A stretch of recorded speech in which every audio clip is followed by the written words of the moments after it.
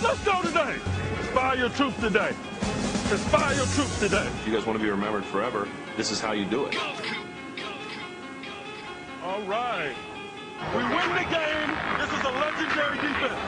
Put up, exclamation point on your work. It's over, folks. The Pittsburgh Steelers have won the Super Bowl for a sixth-time unprecedented. It's time now for Black and Gold Central Radio, exclusively on the Pro Football Central Radio Network. Let's get those terrible towels waving. And now your host, Mark Batista. Hey, I wanna change. You're a black heart devil and I can't explain why I wait for your face. You're a hotel lover on the back end dealer that's right. Every night she seems to change her name. Doesn't matter who you really are. Good afternoon. Welcome to episode 6 of Black and Gold Central Radio here on the Pro Football Central Radio Network. I'm Mike Batista, your host. We have a new sponsor here on Black and Gold Central, Onnit. That's ONNIT.com. Natural supplements for total human optimization. Alpha Brain, which is neurosurgeon approved, is one of their main products. And Pro Football Central Radio listeners get 10% off vitamins and supplements by going to Onnit/footballradio. So we got some good stuff there from Onnit. That's ONNIT.com. And we have a great show today. We have 3 guests on the show today. Pittsburgh Steelers fullback Will Johnson will be joining us in just a couple of minutes. Then we have sort of a Steelers-Ravens theme. We'll have Shawn Brubaker. He's the host of Ravens Central Radio here on the Pro Football Central Radio Network, and he's a Ravens featured columnist on Bleacher Report.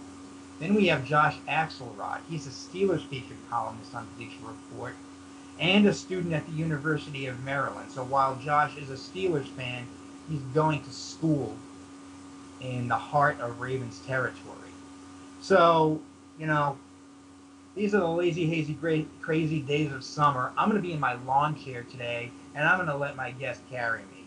And it should be a really good show. And it's going to start with our conversation with Will Johnson, which is coming up after this.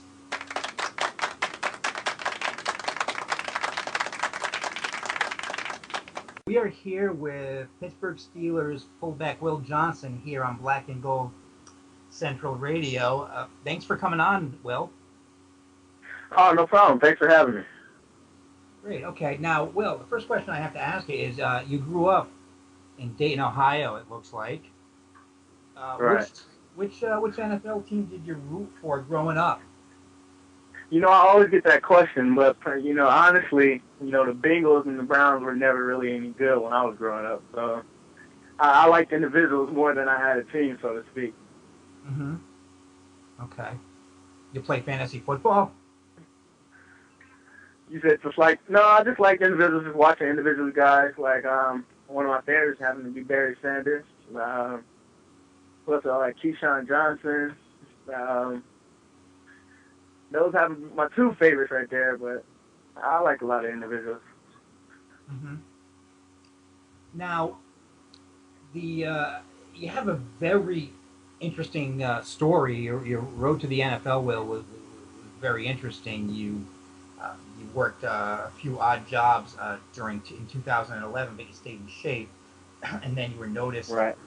You had to ask to get into West Virginia's Pro Day, and then the Steelers signed you. So, does training camp? Now that you're with the Steelers, you go through training camp and the routine of the regular season. Does that seem easy compared to what you did in 2011, working 3 jobs and staying in shape? You know, honestly, it makes the road a lot easier. You know, that might sound, you know, a little cliche or whatever, but, you know, I think that work ethic, you know, that I was able to build over that time off, you know, really paid off once we got to training camp and carried on to the season. And, I give a lot of love to CrossFit, which I did, which kept my body, you know, healthy the whole time. I was luckily able to stay injury-free. But I would say one of the biggest things now is just, you know, not becoming complacent or acting, as if, you know, I've arrived already or something's been handed to me. You know, I have to go out there and earn my job, and, you know, so I'm definitely looking forward to camp and getting after it again. Now, the primary function of a fullback obviously is blocking. Now, last year, was there any, high-profile, tough defensive player last year who you blocked and made you say, "Wow, I blocked that guy"? Yeah. I was never scared of him. I'm never scared, and, you know, that's what I enjoy doing. But one of the toughest guys I had to block last year, I would say, I wouldn't say the toughest, but got the best of me was Bart Scott. Yeah, from the Jets. He was one of the nastier linebackers I had to block. Yeah, so it was that was really the toughest blocking assignment you'd say that you had. Yeah, I would say Bart Scott was one of the toughest. What anybody who you're looking forward to? You're gonna have to go up against this year. Anybody who you're like, oh yeah, I gotta really dig in my heels. I'm gonna have to block this guy. No, it's really not anyone. I'm excited about each and every game, but it's always the guy that, you know, you either grew up with or the guy you played college ball with. You know, those are the guys that you really look your chops for. But, you know, I'm excited to go out there and just play. But you know, I would say, more to speak, it's the guys that I grew up with or played college football with. Those are the guys that I want to get a piece of. Now, are you and the rest of the Steelers' offensive players, would you say you're more comfortable with Todd Haley's offense than you were at this time last year? Oh, definitely. You know, last year was my first time actually going through it and learning it. I feel a lot more comfortable with everything that we're doing now. So, you know, I can go out and play fast now. You know, I have the terminology down, I have the basics and everything. So I'm excited about it. I feel like I know the playbook in and out, so I'm excited to go out and just be able to play. Mm-hmm. Right. I guess coming in, you were a rookie. You didn't have to unlearn any previous terminology. Do you think maybe that put you ahead of some of the other veteran players because they had another system that they already had in their minds, and you feel like since that was your only NFL playbook so far that you had to learn, did that put you a little bit ahead? I wouldn't say it put me ahead. You know, we're all football players. We all have to learn. But I definitely wouldn't say that put me ahead or gave me an edge at all. I would say going through rookie minicamp and, you know, going to OTAs and minicamp, I would say, you know, that gave me an edge more than, you know, those guys having to learn new terminology. But, you know, I had the opportunity to go through the playbook so many times, especially with rookie minicamp. Mm-hmm. Okay, well, so last year the Steelers were 26th in the NFL in rushing. So they drafted Le'Veon Bell, the running back out of Michigan State, in the second round. So a lot of eyes are going to be on him to see if he can sort of revive the running game with, of course, you doing a lot of the blocking for that. How has Le'Veon Bell looked so far, and does he look like he's ready to be a Week 1 starter? I personally believe that we have a lot of great backs in our backfield, especially with Dwyer and Redmond. You know, I can't speak right now because we haven't been in camp, so my opinion is just as good as anyone else's. But he passes the eyeball test, and, you know, he looks like he could be a great player. But you know, it all comes down to training camp again. You know, Coach Curb, our position coach, you know, he's a tough guy, so we have to go out and compete. And, you know, that's what it's all about at the end of the day. Mm-hmm. Okay, now it seems like there are a lot of things, that came out during the off season about, certain players, maybe not being in shape, and it seemed there might have been some, I don't know, maybe some conflict in the Steelers locker room. If that was true at all, I mean, has there been any effort during the off season workouts to at least sort of clean that up and smooth that over? How was the atmosphere in the off-season practices? How does it compare with the team last year? Oh, the atmosphere is great. You know, I like to say, I tell people we're one big family, and you know, I don't really get involved or pay too much attention about that outside comments that were made. But from far as I can see, the atmosphere is great. Everyone gets along. Everyone works hard, and we're all here for one thing, and that's to win a championship. Okay. Now, tell us about your camp, Will. Oh yeah, I had a football/basketball clinic that I put on in my hometown in Dayton, Ohio. I called it the 2013 Pro Youth Series, and what it was I had a bunch of my current teammates and former teammates from West Virginia come out and help me with the football part of the clinic, and I had some street ballers and the professional dunkers come and help for the basketball, and an NBA guy. So it turned out to be a pretty good camp.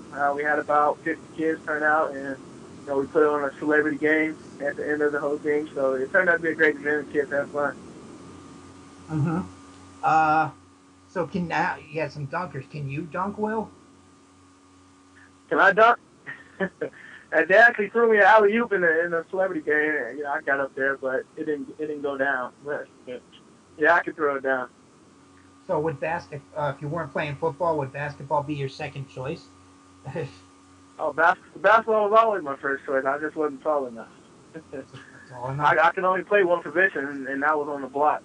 I like to get rebounds. Right, yeah, you definitely would have the body to rebound, but yeah. Okay, well, where can we find you on Twitter, Will? At Will Johnson _6. Okay. All right, great. Well, Will, thanks a lot. I appreciate you taking the time to come on here on Black and Gold Central, and good luck during the 2013 season. Oh, thank you. I appreciate it. Football fans, looking to get healthy this year? Now is the time, and I have the perfect place for you. Save 10% at onit.com/football radio. Exclusive PFC radio listeners save 10% off their order. That's onit.com, ONNIT.com/football radio. We are here with Josh Axelrod, Steelers featured columnist for Bleacher Report. Thank you for coming on, Josh. Thank you for having me. Okay, great to have you here. Now, first question I have to ask you, Josh, is you are a University of Maryland student, is that correct? Yes, I am. Go Terps. And so what's it like going, as a Steelers fan, going to college in Ravens territory? Well, first and foremost, I'm the token Steelers fan wherever I go. I remember watching the Steelers-Packers Super Bowl a couple years ago, and I was in a room full of almost entirely Ravens fans, and they were all rooting against me. So it's a very adversarial environment, but it's kind of fun to be repping a team that everyone hates on, sort of. I don't know. I enjoy the intensity of it. It's kind of fun. So you grew up in the Pittsburgh area, is that correct? Yeah, I lived the first 18 years of my life there. Okay, I would say that would qualify as growing up there. Exactly. So you had to have known what you were getting into as a Steelers fan going to Maryland. There must have been something really big that drew you to Maryland, knowing that you'd be surrounded by Ravens fans, right? Well, I'm the type of person who likes instigating, and frankly, I mean, Maryland is a great school beyond this, but part of the reason I chose it was because I knew I would be in Ravens territory, and I knew I couldn't mess with Ravens fans. Although that was kind of tough last year, but still. So you knew what you were getting into, and you were looking forward to it. You were looking forward to being surrounded by purple jerseys. I was relishing the challenge. Okay, now we're going to talk a little bit about the Steelers here. So, we got training camp coming up, which is in 15 days from now. The Steelers report to St. Vincent College in Latrobe. And which Steelers position battle in training camp intrigues you the most? Right now, I would probably have to say I'm looking really closely at the running back battle, mostly just because I have no idea what direction we're looking to go in. I feel like we can't possibly get any worse than last year, but I don't know, maybe Jonathan Dwyer or Isaac Brennan, they'll have amazing off seasons, then maybe Le'Veon Bell will just come in and usurp them both. But like I said, whatever it is, we can't possibly get any worse at that position. You have a prediction for who's going to win the battle at running back and why you think so? As it stands right now, I think Bell's probably going to win it because Dwyer and Redmond did not assert themselves well last year. I mean, both of them had flashes of brilliance, but none of them look like they have feature back ability. But this Bell character is coming in, and he's a power runner, and he looks like a starting running back, and hopefully he can acquit himself well. Well, yeah, I'm looking forward to the linebacker battle between Jason Worlds and Jarvis Jones. If Jarvis Jones, Jason Worlds has been sort of underwhelming so far in his career. He can it'd be interesting to see if he can sort of make a big leap and win the job and really become a pass rushing threat at outside linebacker. Or the other option is Jarvis Jones, and if Jarvis Jones starts, he would be the first Steelers rookie to start since Dick LeBeau became defensive coordinator. He would be the Steelers' first defensive rookie to start since Dick LeBeau became the Steelers' defensive coordinator in 2004. So that's going to be another position battle that's going to be interesting in training camp. Now, Josh, we're going to do sort of a little lightning round type of thing here. I'm going to name 10 players, and you tell me whether or not you think they're going to make the Steelers' 53-man roster. And if you think any of these guys are going to end up on the practice squad, you can say that too. So there's basically three options. They're either going to be on the 53-man roster, they're going to be on the practice squad, or they're just not going to make the team at all. They're just going to get cut. So are you ready? All right. Okay, I'm ready. Plaxico Burress? As it stands, I think he's one of our best 5 receivers. So unless proven otherwise, I think he'll make the team. Okay. Yeah, I don't think he's going to make the team. I think that with the rookie Marcus Wheaton, I think he's going to win the number 3 spot, and Jericho Cotchery can be the number 4. I just think J.D. Woods, the undrafted rookie from West Virginia, is going to win that number 5 spot. The number 5 receiver really has to play special teams. So, frankly, I hope that someone usurps Flax, but I don't know. I'll believe it when I see it. Okay, Stevenson Sylvester. I imagine he's going to make the roster if nothing else as a backup. Yeah, I kind of was thinking that he wouldn't, but now, I mean, he has done well on special teams, and he was on this show a couple of weeks ago, and he talked about how versatile he is playing both inside and outside linebacker. So a special teams ability and some versatility, that'll probably get him on the team. Jonathan Dwyer. Oh yeah, he's definitely making it. We're so late at the running back position that, I mean, in other years Dwyer might have trouble, but this year I think we're definitely going to keep him on the team. I'm not so sure. Le'Veon Bell can win the starting job. Isaac Redmond, I kind of like Isaac Redmond better than Jonathan Dwyer. And they got LaRod Stevens-Howling as a third down back, and then Baron Batch hasn't done much as a running back, but I think the Steelers like what he can do on special teams. So, okay, you do make a good point with Howling. I forgot about him, but I like Dwyer better than Redmond. I don't know. Redmond's a little too inconsistent, and Dwyer wasn't exactly a picture of awesome, but I feel like he's a little more off for the time. All right, Alameda Tiamu. That could go either way. I mean, he's definitely not starting anytime soon, but again, he could be there as a backup, or he could fizzle out again. So I'm going to be on the fence with that one. He's had some off-the-field problems, but, I mean, the Steelers traded up to get him in the 4th round of the draft last year, so they're going to hang on to him. He still has a chance this year to do something. He's going to be a backup to Steve McClendon, and I think he makes the 53-man roster.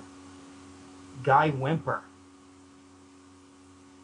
Our offensive line is a little depressing at the moment, so I imagine he's going to make the roster just because we need bodies. I agree with that, Josh. I would love to see one of these rookies, one of these undrafted rookies, kind of overtake Guy Wimper. because he is sort of a veteran on the decline and really has allowed quite a few sacks in the last few years. I'd like to see an undrafted rookie win a roster spot over Guy Wimper, but I think Guy Wimper makes the 53-man roster. Chris oh, sorry, go ahead. I'm sorry, what were you going to say about Guy Wimper? I was just going to say that we went out of our way to get him as a free agent, so I doubt we're gonna cut him that easily. Okay, good point. Chris Carter. I honestly don't know all that much about him, but because I don't know all that much about him, I'm going to say practice squad purely because he clearly hasn't made that much of an impression yet. Yeah, I'm not sure he has practice squad eligibility, and it's a very complicated formula what determines practice squad eligibility. I don't think he's going to make it at all. I think the Steelers have drafted, with all this, the linebackers the Steelers have drafted, I just don't see it. Who else do I have here? Reggie Dunn. Well, with Chris Rainey gone, we could actually use the help of special teams, and depending on if Howland looks like he can take up that mantle or not, I could see Dunn making the team, if nothing else as a bench warmer, but I could see it potentially happening. Yeah, I think Reggie Dunn's going to make the team as a kick return specialist. He returned four 100-yard kick returns for touchdowns last year at the NCAA. There you go. Yeah. Vince Williams. I don't see it this year. He'll probably be practice squatted, and which is fine because he's a rookie. Maybe he'll develop and he can step in on defense at some point, but I don't see it this year. Okay, he definitely could make the practice squad. I think Vince is going to make the team. He was a 6th-round draft pick, but I did see something on Steelers.com about in rookie camp how he was showing other players where they need to line up. So he really seems to know what he's doing out there. Seems to be a student of the game. I think he can make the team, and I really enjoy watching his tape from Florida State. Really, that classic inside linebacker type. His tape from college looks really impressive, but I don't know. I take it from the year. Yeah, I'm kind of going on a limb saying he's going to make the team. I'm going to stick to that, but he could very well be on the practice squad. We got 2 more players. One of them I already may have said my feelings on, but Baron Batch. I personally don't think he's going to make the team. Maybe he'll find a way to jump over Raymond and Dwyer, but probably not. Okay. Yeah, I think he'll be that last running back just because of what he can do on special teams. Now, finally, David Johnson. I happen to actually really like David Johnson as a player. I think he's pretty complete. He's a good blocker, so I'd like to have him on the team. It's just depending on what we do in Heath Miller's absence, if we still decide to bring someone else in, there might just not be enough room for him. But I think he's good enough, if nothing else. Okay, good. Yeah, I don't think he's going to make it, unfortunately, because I like him too, but Will Johnson has really taken that role as that H-back type, the tight end fullback type who can block and then catch a few passes. So, unfortunately, I think David Johnson's career is in Pittsburgh is over, and he still might be feeling some nagging effects from his injuries. Yeah. Finally, Josh, my last question here is: what are your predictions for the Steelers this season? What do you see them as far as their record goes, and how far they'll go in the playoffs?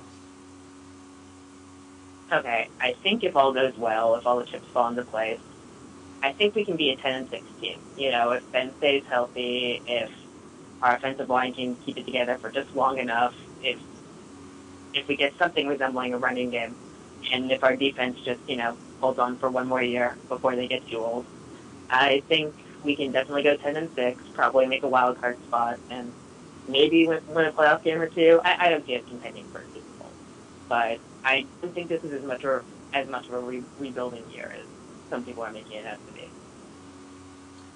Yeah, I see the Steelers. Right now, I see a 9-17, and I think, unfortunately, 9-7 is an improvement. Uh, Yeah. they'll be right in the mix for the playoffs and could get in as a wild card. So we're kind of in the same boat there. 10-6 if everything goes well, but this right now looks like a 9-17. But the Steelers tend to do well when they're not predicted to do well. So that's what makes the 2013 year pretty interesting. Frankly, as long as we're better than the Bengals, I'll be happy. Better than the Bengals? That's I'm setting the bar low. So as long as we can do better than them, I'll be happy. Well, what about the Ravens? Isn't that kind of important since you're among Ravens fans there in Maryland? Nothing would make me happier than to crush the Ravens this season, but unfortunately, somehow they've gotten better by subtracting a lot of their big Super Bowl parts. I don't know how they managed to do that, but they did. So I'm guessing the Ravens are going to win the North, but I think we can very easily be in second place and slip into the wild card spot if we do everything right. Okay. Well, thank you for your time, Josh, and your insight. Yeah, thanks for having me. This was fun. All right, and good luck on Bleacher reporting. Good luck in school. Yeah, thanks, and good luck with this. Cigar fans, check out fifthdowncigar.com and enter the coupon code PFC to get 10% off your order. Lots of nice high-end cigars. That's fifthdowncigar.com. Enter the code PFC for 10% off your order. Hey, this is Marcus Wheaton, wide receiver. You are listening to Black and Gold Central Radio. We are here with Shawn Brubaker, the Ravens Central Radio host, and also a Ravens featured columnist on Bleacher Report.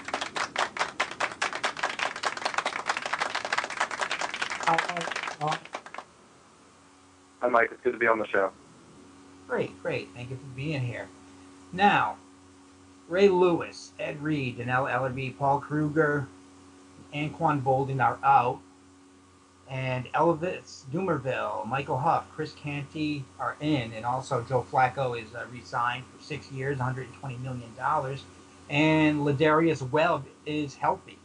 So does the excitement about who's coming in and who's healthy with the Baltimore Ravens, does that outweigh the worry of who has left? I think talent-wise, that the Ravens have upgraded nearly every position with those additions that you mentioned. Now, there's legitimate concerns about leadership without Ray Lewis, without Ed Reed. They have a lot of guys who are good, quality, hard-working guys, but not a lot of vocal leaders. So I'm sure we'll be looking for guys like Terrell Suggs and Ray Rice to step up in that regard. But the only hole that they didn't really fill this offseason of the guys you mentioned that left was Anquan Boldin's spot at wide receiver. They don't have another guy who's going to step in and catch 65 passes, 900 yards. They don't have that guy on the roster other than Torrey Smith, who already has done that. So they're going to be looking to replace Anquan Boldin in both leadership and receiving production. And I just don't see them doing that right away. But otherwise, Ed Reed and Ray Lewis moving on the field, you might actually see upgrades from Michael Huff and Darryl Smith / Arthur Brown. A lot better speed now at those positions, and a lot more upside as well. Okay, speaking of people who are coming in to Baltimore, which Ravens draft pick are you the most excited about? Well, I'm excited that they addressed the defense and added a lot of youth and speed to it. I'm excited about Elam and Arthur Brown. But the guy I'm most excited about is Brandon Williams, the defensive tackle out of Missouri Southern State. He's a really talented player who blew up Division II, 8.5 sacks last year, acting as a 6'1", 330-pound, run-stuffing defensive tackle. I mean, the guy's quick off the line. The 40-yard dash time at the combine doesn't illustrate how quick he is in that 10-yard dash. He's very quick off the line. He's big and strong. He reps 30 reps at the combine.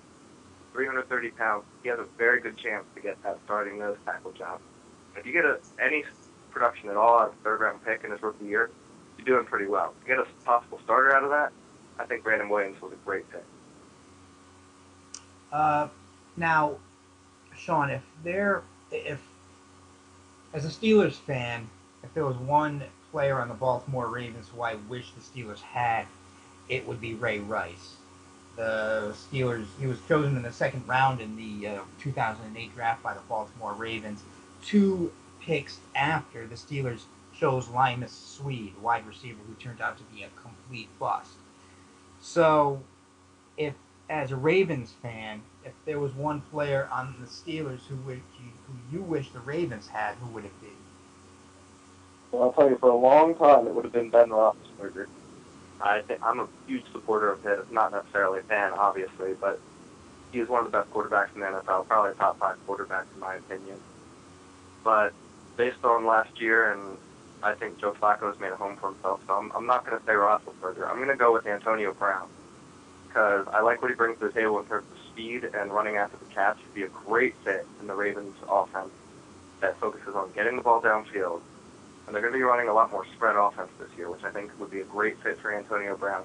Get him the ball in space, let him make some plays, and let him break some tackles, and he'd be making plays up and down the field. I think him and Torrey Smith would be great complements to one another, and they'd cause a lot of matchup problems with their speed. So I think Antonio Brown would be the guy I'd be targeting.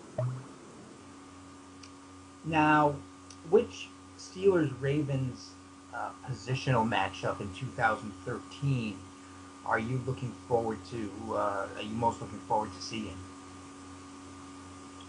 I'll be definitely looking forward to seeing Jarvis Jones and Lamar Woodley going up against Brian McKinney and Michael Orr. The Ravens tackles were not great last year, but Brian McKinney wasn't playing for the regular season. So I think with McKinney back in and Orr entrenched at the right side, I think they should be better this year. And Woodley should be looking at a better season as well. I hear he's in better shape, more committed to the game. So he should have a good season. And Jarvis Jones is a guy I thought really highly of as a guy coming out of Georgia. I think he's very polished, very aggressive. The natural athleticism that you look for in terms of combine numbers aren't necessarily there, but he's field fast because of his great instinct and his aggressiveness. So I expect them to give Orr and McKinney some troubles, especially Michael Orr, who struggles in pass protection. And I'll be looking forward to that because I think that'll be a big key to the game.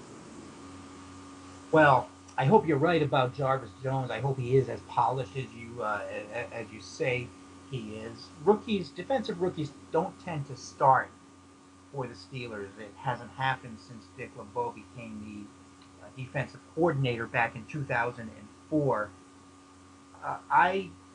The positional matchup I'm looking forward to seeing is probably the only positional matchup where the Steelers might have an edge over the Ravens, and that's the Steelers cornerbacks, particularly Cortez Allen versus the Ravens wide receivers. And Ike Taylor was hurt very early in the Steelers game at Baltimore last year, and Cortez Allen took over and did pretty well, and he sort of got better late in the season as December went on, and he earned the starting job. So I'm looking forward to really seeing how good Cortez Allen can be as a starter, not only against the Ravens receivers, but against all the receivers the Steelers face. Now, finally, Shawn, Steelers-Ravens, they play twice this year, as they always do. They play Week 7 at Pittsburgh. That's October 20th. And they play on Turkey Day, November 28th at Baltimore. Obviously a Thursday night game. What are your predictions for how the two Steelers-Ravens games are going to go, as well as your prediction for the Baltimore Ravens record in 2013? I think when it comes to the Steelers and the Ravens rivalry, it's always safe to predict a split, and that's what I'm going to do here. They're both going to win a game. I'll pick the Ravens at home on Thanksgiving because they play well at home, and they play well in primetime matchups. So I'll be excited to watch that game. And I'll take the Steelers when they're at home as well, because Flacco has won in Pittsburgh, but I still don't like him on the road. And we've learned that regardless of the strength of these teams' rosters, they're going to be down to the wire, physical games. And it doesn't even matter if Ben Roethlisberger's injured, evidently. Charlie Batch can still beat the Ravens as long as he's wearing black and gold. So we know that they're going to be close, tough games. I'll predict a split there. But I think the Ravens will have the edge in the Steelers in the division. I view the Ravens as a 10-6, maybe an 11-5 team based on their talent. Of course, that's expecting them to gel pretty well in terms of team chemistry. And, of course, that's also expecting the rookies to have a pretty sizable contribution as well. But I'll be taking the Ravens to go 10-6, and the Steelers maybe is a 9-7, 8-8 caliber team right now.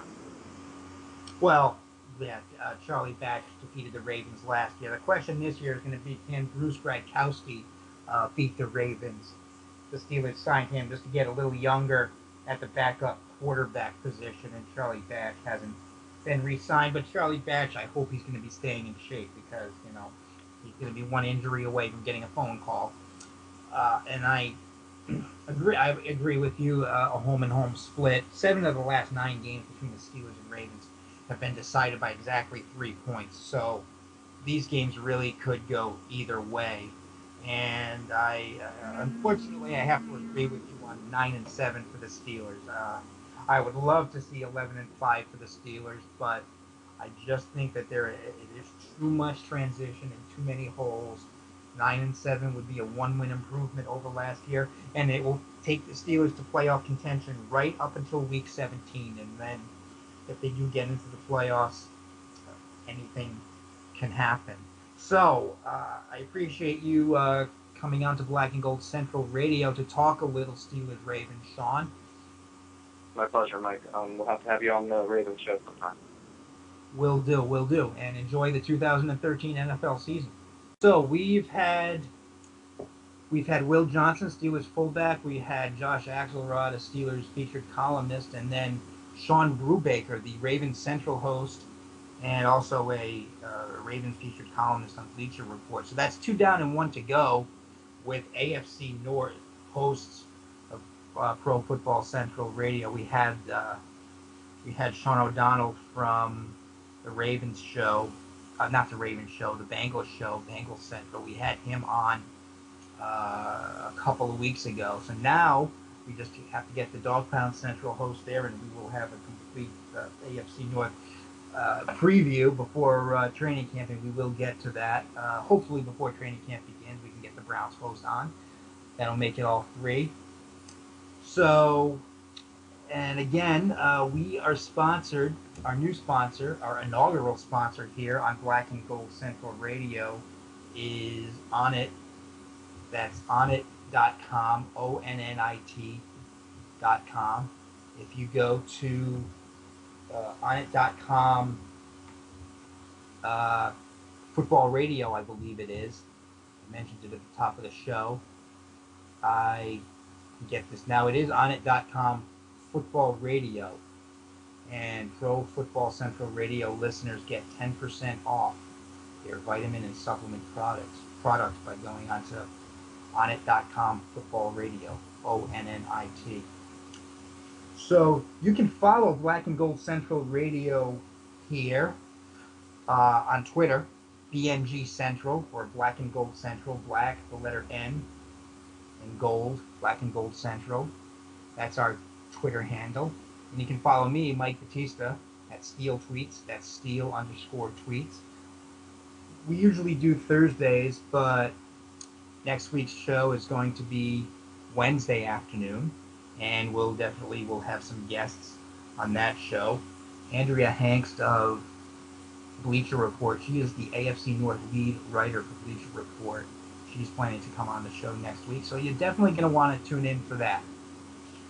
And that will be episode 7. For now, we're going to finish up episode 6. Thank you for listening, and that's a wrap. This has been a presentation of the Pro Football Central Network. For news, blogs, highlights, and more, log on to ProFootballCentral.com.